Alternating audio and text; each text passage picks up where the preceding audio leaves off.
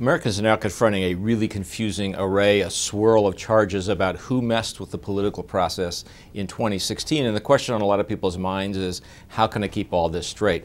Well, let me try to be of some help today. There are really four different issues that are kind of being commingled now, and it's important to keep them all straight. They're connected, but they're separate. The first is the question of what the Russian government might or might not have done to interfere with the democratic process in 2016.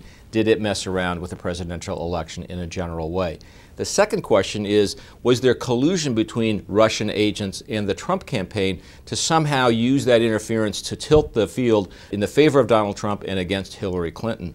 The third question is whether there was some surveillance of the Trump team by the Obama team then in power, either during the campaign or during the transition after the election. Was there wiretapping, as President Trump asserted in a tweet a few weeks ago, somewhat famously? That's now been denied by just about everybody. But were there other kinds of surveillance by the Obama team to try to figure out what was going on in Trump world?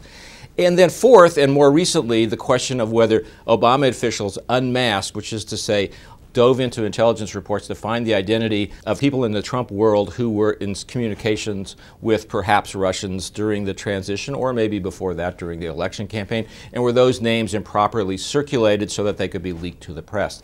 These are all different questions, as I said, they're related, but all these issues are the ones that have been dumped into laps of the House Intelligence Committee and the Senate Intelligence Committee to be investigated.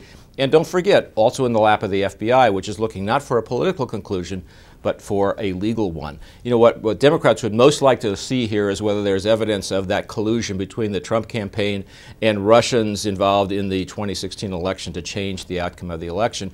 What Republicans most want to know is whether that unmasking of the names of Trump people who were surveilled in intelligence reports led to the forced resignation of Michael Flynn, President Trump's national security advisor. I think in the long run, though, what most Americans are going to conclude is what they most need to know the answer to is, what is Russia doing to try to mess around with the American democratic process?